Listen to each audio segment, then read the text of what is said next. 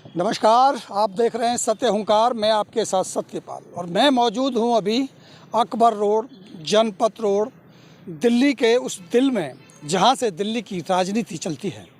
और आज मेरे साथ हैं एक बहुत महान शख्सियत बाबा राम केवल जी, जो अनशनकारी माने जाते हैं, बहुत सारे मुद्दे उठाते रहते हैं, समाज की अच्छी पकड़ है, राजनीति में भी अच्छी पकड़ है, समझ रखते हैं। बाबा जी, सबसे पहले तो आपका बहुत बहुत स्वागत है। सत्य बहुत बहुत नमस्कार सभी दर्शकों को। जैसा कि आप भी जानते हैं कि माहौल एकदम से बदला हुआ है और अग्निपथ की योजना ने जो माहौल देश का बना रखा है, कहीं ना कहीं चिंताजनक भी है, क्योंकि युवा हैं और युवा अनियंत्रित हैं, उनका कोई लीडर नहीं है, विरोध हो रहा है। लेकिन सत्ता पक्ष आरोप लगा रहा है कि ये विपक्ष ने उनको भड़का दिया। तो क्या विपक्ष ने युवाओं को भड़का दिया? नहीं, ये निराधार है जी। सत्ता पक्ष जो है ये बेबुनियादी उस पर बेमतलब के आरोप लगा रहा है। विपक्ष नहीं भड़का सकता युवा को, युवा खुद आक्रोशित है। तो क्या लगता है आपको कि ये जो योजना लाई गई है अग्निपथ की, ये युवाओं के लिए अच्छी है? नहीं, बिल्कुल नहीं। कारण ये है कि नौकरी का मतलब नौकरी होता है, सेवा का मतलब सेवा होता है। वो लंबे समय तक सेवा करना चाहता है, वो लंबे समय तक नौकरी करना चाहता है, उसको एक सिक्योरिटी चाहिए, सिक्योरिटी चाहिए। तो ना इसमें सिक्योरिटी है ना सिक्योरिटी है। लेकिन सरकार और सेना का विशेषकर ये कहना है कि हम सेना को यंग बनाने के लिए, नौजवान बनाने के लिए, अगर हम दूसरे देशों की बात करें तो दूसरे देशों में जो सेना रही है वो यंग है। हमारे यहाँ 35-36 साल की एज की है सेना मानी जाती है। चाहते हैं कि हम इसको 25 पर लेके आ जाएं, इसलिए अच्छे युवा ज़्यादा आएंगे और जल्दी से उनको निकालेंगे, फिर नई भर्ती करेंगे। इस मानसिकता से उन्होंने इस योजना को लाए, तो इसमें क्या कमी नज़र आती है बाबा को? जिन देशों में युवा सेना है उनका अगर हम मुकाबला भारत से करें तो अनुभवहीनता है। वहाँ वो लोग लड़ नहीं पाते। हमारे देश का एक एक सैनिक किसी भी परिस्थिति में जाने के लिए तैयार रहता है, लेकिन और देशों में वो भौगोलिक परिस्थितियाँ ठीक नहीं हैं और वो जो युवा है उनको समझ नहीं पाता। अनुभवहीनता होगी। अगर अनुभव नहीं होगा, 4 साल में क्या अनुभव आएगा? नहीं, आपका कहना है कि जल्दी रिटायरमेंट का मतलब है कि सेना में और अनुभवहीनता मिलेगी। अनुभवहीनता में कैसे इसको आप कह सकते हैं? इसलिए कह सकते हैं, सीडीएस विपिन रावत जी ने कहा था कुछ साल पहले कि हम इसकी जो सीमा है, आयु सीमा, इसको बढ़ाएंगे। तो आयु सीमा बढ़ाने की बजाय वो अब घट गई है। और घटने के साथ साथ एक काम और भी हुआ है कि जो मौजूदा जो जनरल वीके सिंह हैं और हमारे मंत्री भी हैं केंद्र में, वो तो बिल्कुल इसका विपरीत बता रहे हैं। वो बोलते हैं, कभी बोलते हैं हमें पता नहीं है, कभी बोलते हैं कि इस पर बहुत अच्छी स्कीम है। तो ये क्या है, देश में अगर फौज में स्कीमें नहीं चलती, स्कीम कहाँ चलती हैं? सिविलियंस में।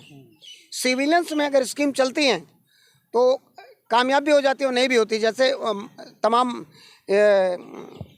जो मल्टी नेटवर्किंग वाली स्कीमें हैं। नहीं, तो आपको क्या लगता है कि ये योजना निराधार है या जल्दी में लाई गई है? ये सरकार की अनुभवहीनता है।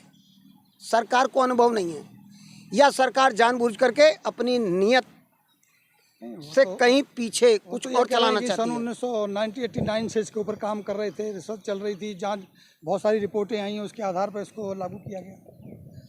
मुझे तो नहीं लगता कि ये सब चीज़ें ये कर रहे थे, क्योंकि एकदम कोई मुद्दा चल रहा है और उसके बाद में एकदम आ जाना, युवा पीढ़ी से ये कह देना कि हम 4 साल के लिए भर्ती करेंगे और उसके बाद में आप रिटायर हो जाएंगे, तमाम उसमें जॉब दे देंगे उसके बाद में। तो ये तो पहले ही अपना विश्वास खो चुके हैं। ये नोटबंदी की तो सफल नहीं हुई, लोग मारे गए और ना उग्रवाद बंद हुआ, ना नकली नोट बंद हुए और ना आतंकवाद बंद हुआ, ना काला धन बंद हुआ। जीएसटी लाए तो व्यापारियों के लिए फायदा बताया। यही जो अविश्वास जनता में उत्पन्न हुआ है, क्या वही उसी अविश्वास का कारण है कि युवा एक बार फिर ये अविश्वास ही है। अब इस सत्ता पर विश्वास नहीं कर रहे, ना युवा कर रहा, ना महिला कर रही, ना आमजन कर रहा है। तो कहीं ना कहीं ये सरकार का फेलियर है। आपको क्या लगता है कि इस योजना को वापस किया जा सकता है? कोई बड़ा आंदोलन खड़ा हो सकता है? बिल्कुल, ये जो दिखाई दे रहा है अभी परिदृश्य, शायद ये वो एक बाई फोर्स बाई सोर्स चाहते हैं कि किसी तरह दब जाए। किसान आंदोलन में भी ऐसा ही हुआ। किसान आंदोलन चला, वो तो बहुत शांतिपूर्ण था, फिर भी उसके बीच में प्लांट किया गया, उपद्रव करवाया गया, तरह तरह से बदनाम किया गया। उसके बावजूद भी क्या हुआ, मोदी जी को माफ़ी मांगनी पड़ी। ऐसी नौबत क्यों आई? हमारे देश का प्रधानमंत्री अगर माफ़ी मांगने पर ही रहा और गलतियां करता रहा तो फिर क्या ये देश के लिए अच्छे संकेत नहीं है? अगर आपको लगता है कि अगर ये योजना कारगर नहीं है सेना के लिए भी, जो आप कह रहे हैं कि CDS विपिन रावत कहा करते थे कि सेना को हमें और ज़्यादा समय देना है, जो हमारे पास जो सैनिक है जब वो एक्सपीरियंस हो जाता है उसको, वो ज़्यादा लंबे समय तक अगर करेगा तो पैसा भी बचेगा सेना का। जल्दी रिटायर करना ऑप्शन नहीं था। उन्होंने रिपोर्ट भी दी जिसका आपने कोट किया अभी, ये 5 फरवरी 2020 की रिपोर्ट है कि CDS विपिन रावत यही चाहते थे कि सेना में काम करने की उम्र को बढ़ाया जाए, लेकिन यहाँ आप कह रहे हैं कि कम कर दिया। तो इसके पीछे क्या मानसिकता आपको लगती है? क्या ये जो चुनाव आ रहे हैं उसको ध्यान में रखा जा रहा है या कोई और कारण है? सरकार क्यों ऐसा कर रही है? इसमें 2 कारण हैं। एक कारण तो ये है कि ये जिस पेंशन को ख़त्म करना चाहते हैं, पेंशन को ख़त्म करके उनके जीवन को एक बोलते हैं फौजी का जीवन जो है वो बुढ़ापे की तरफ जब चलता है तो पेंशन पर आधारित रहता है, क्योंकि वो सच्चा और ईमानदार होता है ना, तो इस बाहर की दुनिया में सिविलियंस में काम नहीं कर पाता। उसका व्यापार, वो व्यापार में जाता है तो व्यापार में धोखा खा जाता है। वो किसी नौकरी में जाता है तो वहाँ वो उस तरह सल्यूट नहीं मार सकता, क्योंकि उसे तो देश के आगे, भारत माता के आगे सल्यूट मारने की आदत है। और एक कोई भी आदमी आकर के खड़ा हो जाता है तो उसके आगे वो सल्यूट मारने की उसकी हिम्मत नहीं होती। वो कहता है ये तो भ्रष्टाचारी है, इस भ्रष्टाचारी को मैं सल्यूट कैसे मारूं? तो वो बेचारा घर वापस आ जाता है। दूसरी बात ये है कि एक तो ये बचाने का है, पैसा बचाने का, और उस पर डाका डालने का है। ये पैसा बचा करके कहाँ लगा रहे हैं इसका आज तक पता नहीं चला किसी को, और ना पता चलेगा। दूसरा ये कहना चाह रहा था मैं कि जिस तरीके से ये अभी 2 साल 2.5 साल रह गया चुनाव को, ये चुनाव का माहौल तैयार किया जा रहा है, एक प्रयोगशाला बना दिया देश को। आपको लग रहा है कि ये जो योजना लाई गई है चुनाव को ध्यान अंतर्गत लाई गई है कि 2024 में जो चुनाव होगा उसका ये 19 में क्यों नहीं लिया है?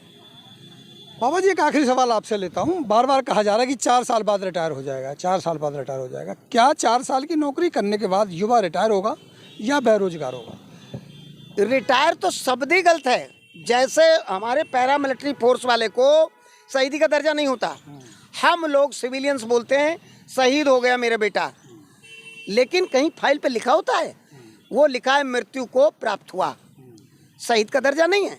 इसी तरह ये रिटायरमेंट नहीं है, ये इसको बोलते हैं धक्का मारना। मैं तो अपनी भाषा में बोलता हूँ, जब तक 4 साल इसका उपयोग किया, प्रयोग किया और इसको संसाधन की तरह इस्तेमाल किया, एक युवा शक्ति का संसाधन की तरह इस्तेमाल किया और फिर धक्का मार के बाहर कर दिया, और कुछ नहीं है। क्योंकि तमाम जो बेरोजगार सड़कों पर घूम रहा है, इसके अलावा उसको तो आज तक न ABCD जो ग्रुप की भर्तियां निकली थी वो कहाँ चली गई? पेपर लीक, दुनिया भर का लीक, उनके लंबे लंबी डेटें, तो उनको आज तक नौकरी नहीं मिली। वो बाबा राम केवल अब युवाओं को क्या आश्वासन देते हैं, क्या भरोसा देते हैं, क्या सलाह देते हैं? मैं तो कह रहा हूँ युवाओं से, बेटा जोश में होश मत खोना। जैसे किसानों ने आंदोलन किया, उनका अनुभव आप साथ में लें और इस आंदोलन को बरकरार रखें, और मुस्तैदी के साथ में, तेज़ी के साथ में, पूरे जोश के साथ में पूरे देश में आंदोलन करें। ये वो आंदोलन होगा जैसे JP और लोहिया जी ने किया था। युवाओं का आंदोलन उस समय भी था, युवाओं का आंदोलन अभी भी होगा। और जिस तरीके से ये बार बार कांग्रेस, इनके बिना कांग्रेस के रोटी हजम नहीं होती।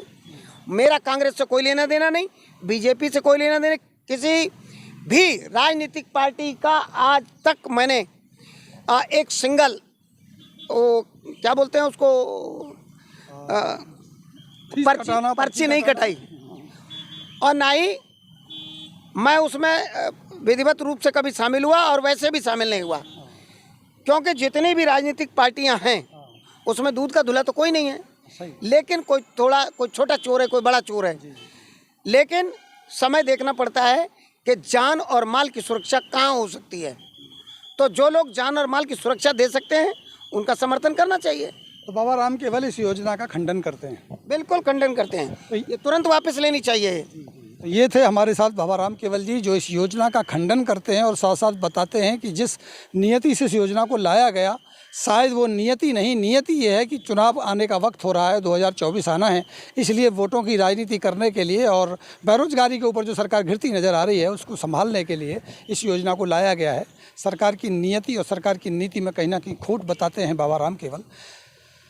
तो ऐसे ही बहुत सारे और भी लोगों के साथ आपसे मुलाकात कराते रहेंगे और इसी मुहिम पर, अग्निपथ की इस मुहिम पर हम आपसे और भी लोगों के साथ चर्चा कराते रहेंगे। आप जुड़े रहिए सत्य हुंकार के साथ। अभी आपसे लेते हैं इजाज़त। नमस्कार।